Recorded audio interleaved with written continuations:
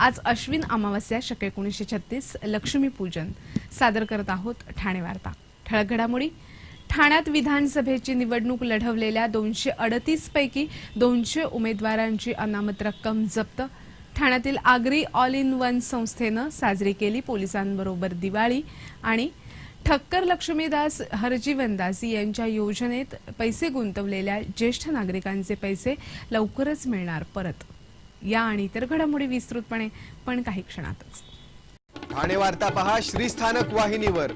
आता सकाळी 9:15 पासून रात्री 9:15 पर्यंत ठाणे वार्ता, ठाण्यातील पहिलं दृकश्राव्य माध्यम। श्रीस्थानक वाहिनी ठाण्याची स्वतःची वाहिनी। ठाण्यातील घडामोडी, कार्यक्रम, वादविवाद, अगदी गाणी, नाटक याचा आनंद घर बसल्या पहा श्रीस्थानक वाहिनी। आपल्या ठाण्याचं हक्काचं व्यासपीठ श्रीस्थानक वाहिनी। ठाणे वार्ता आता संकेतस्थळावर देखील ठाणेवार्ता.com वर क्लिक करा आणि ठाण्याच्या घडामोडी जाणून घ्या। ठाण्यातील पहिलं ऑनलाईन माध्यम ठाणेवार्ता.com। नमस्कार मंडळी, दर रविवारी पाहायला विसरू नका। नमस्कार मंडळी, आपल्या प्रश्नांचं थेट उत्तर। ठाणे वार्ता पहा श्रीस्थानक वाहिनीवर। आता सकाळी 9:15 पासून रात्री 9:15 पर्यंत ठाणे वार्ता, ठाण्यातील पहिलं दृकश्राव्य माध्यम।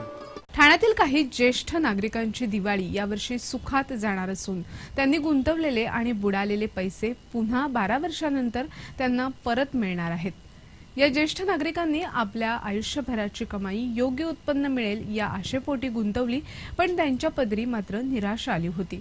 बाजारपेठ रस्त्यावरील ठक्कर लक्ष्मीदास हरजीवनदास या किराणा मालाच्या दुकानाचं ठाण्यात बरंच नाव आहे।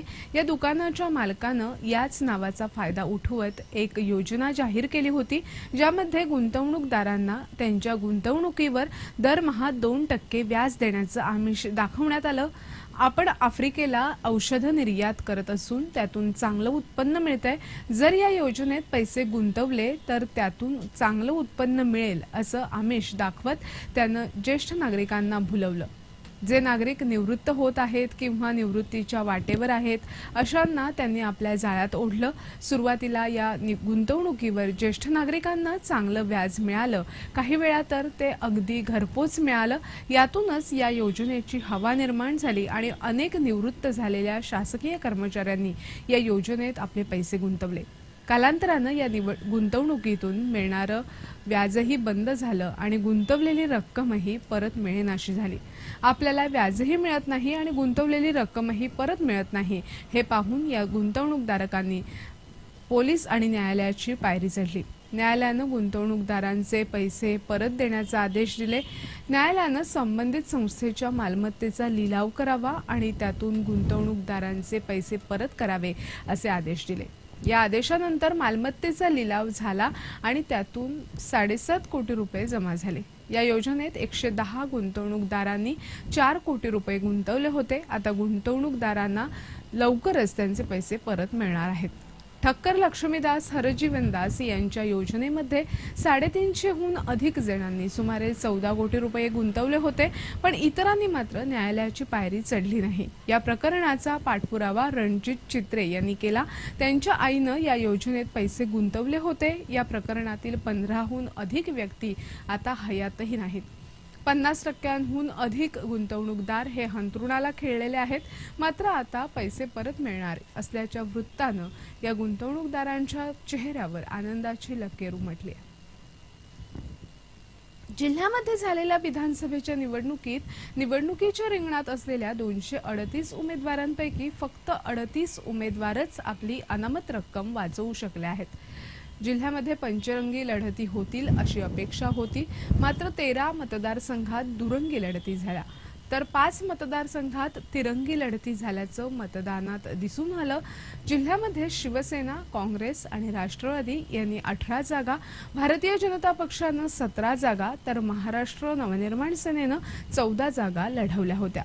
यापैकी शिवसेना, भारतीय जनता पक्ष यांच्या प्रत्येकी 3 उमेदवारांची, राष्ट्रवादीच्या 12 उमेदवारांची तर काँग्रेसच्या 17 तर महाराष्ट्र नवनिर्माण सेनेच्या 13 उमेदवारांची अनामत रक्कम जप्त झाली। थोडक्यात या निवडणुकीत शिवसेना, भारतीय जनता पक्ष सोडता इतर सर्व पक्षांचं पानिपत झालं। जिल्ह्यातील शिवसेनेचे राजन विचारे सोडता इतर सर्व आमदार पुन्हा निवडणुकीच्या रिंगणात होते, पण त्यापैकी 7 आमदारांना पराभवाला सामोरं जावं लागलं, तर 10 आमदारांनी पुन्हा विधानसभेत प्रवेश करण्यात यश मिळवलंय. ठाण्यातील राष्ट्रवादीच्या निरंजन डावखरे, हणमंत जगदाळे, काँग्रेसच्या नारायण पवार, मोहन तिवारी आणि प्रभात पाटील, महाराष्ट्र नवनिर्माण सेनेच्या सुधाकर चव्हाण, निलेश चव्हाण या प्रमुख उमेदवारांच्या अनामत रकमा जप्त झाल्या आहेत. ठाण्याच्या लाचलुचपत प्रतिबंधक विभागानं 2 वेगवेगळ्या प्रकरणात 3 जणांना लाच घेताना रंगेहात पकडले. यामध्ये महावितरणचे 2 कर्मचारी असून वन विभागाचा 1 कर्मचारी आहे. या प्रकरणातील तक्रारदार ढोकाळी इथे राहतात. त्यांना नवीन मीटर जोडणी हवी होती. त्यासाठी त्यांनी महावितरणच्या संबंधित कार्यालयाशी संपर्क साधला. महावितरणच्या ढोकाळी कार्यालयातील सहाय्यक अभियंता चंद्रशेखर देशमुख आणि सहाय्यक लाईनमन जहांगीर मदार या दोघांनी तक्रारदारांकडे 2000 रुपयांची मागणी केली होती. मंगळवारी तक्रारदारांकडून हे 2000 रुपये चंद्रशेखर देशमुख यांच्या वतीनं जहांगीर मदार यांना स्वीकारताना रंगेहात पकडण्यात आलं. तर घरावर कारवाई न करण्यासाठी 25,000 रुपये स्वीकारणाऱ्या वन अधिकाऱ्याला रंगेहात पकडण्यात आलं. या प्रकरणातील तक्रारदाराचे वन विभागाच्या हद्दीत घर होतं. घराच्या पहिल्या मजल्यावर विटांचं बांधकाम करून त्यावर पत्रे टाकण्यात आले होते. या घरावर कारवाई न करण्यासाठी येऊरच्या वन परिक्षेत्र कार्यालयातील वन अधिकारी निलेश चांदोरकर यांनी 1.25 लाख रुपयांची मागणी केली होती. ही रक्कम हप्त्यामध्ये देण्याचं ठरलं होतं. त्यानुसार रकमेपैकी पहिला हप्ता म्हणून 25,000 रुपये स्वीकारताना चांदोरकर यांना येऊरच्या वन खात्याच्या तपासणी नाक्याजवळ रंगेहात पकडण्यात आलं. ठाणे वार्ता पहा श्रीस्थानक वाहिनीवर. आता सकाळी 9:15 पासून रात्री 9:15 पर्यंत ठाणे वार्ता, ठाण्यातील पहिलं दृकश्राव्य माध्यम. आपला परिसर स्वच्छ आणि सुंदर ठेवण्यासाठी ठाणे महापालिकेत सहकार्य करा. ओला सुका कचरा वेगवेगळा जमा करा आणि रोगराईपासून मुक्तता मिळवा. ठाणे वार्ता आता संकेतस्थळावर देखील ठाणेवार्ता.com वर क्लिक करा आणि ठाण्याच्या घडामोडी जाणून घ्या. ठाण्यातील पहिलं ऑनलाईन माध्यम ठाणेवार्ता.com. डॉक्टर आणि रुग्णांचं पिढ्यानपिढ्यांचं जिव्हाळ्याचं नातं म्हणजेच डॉक्टर बेडेकर हॉस्पिटल. आता अत्याधुनिक सोयी सुविधा आणि तंत्रज्ञान युक्त वंध्यत्व निवारण केंद्रात IVF आणि टेस्ट ट्यूब बेबीची ही सुविधा. Doctor Bedekar hospital, Maharshi Karvepath, Thane. 65 वर्षांची निरंतर सेवा. Jaipuri jewellery exhibition cum sale, 50% बचत. American diamond sets, mangalsutra, fancy bracelet, fancy earring top, radium आणि गोल्ड प्लेटेड बांगड्या आणि अन्य ज्वेलरी फक्त जयपुरी ज्वेलरी एक्झिबिशन मध्ये, अशोका बेसमेंट जवळ, गोखले रोड, नौपाडा, ठाणे पश्चिम. ठाणे वार्ता पहा श्रीस्थानक वाहिनीवर. आता सकाळी 9:15 पासून रात्री 9:15 पर्यंत ठाणे वार्ता, ठाण्यातील पहिलं दृकश्राव्य माध्यम.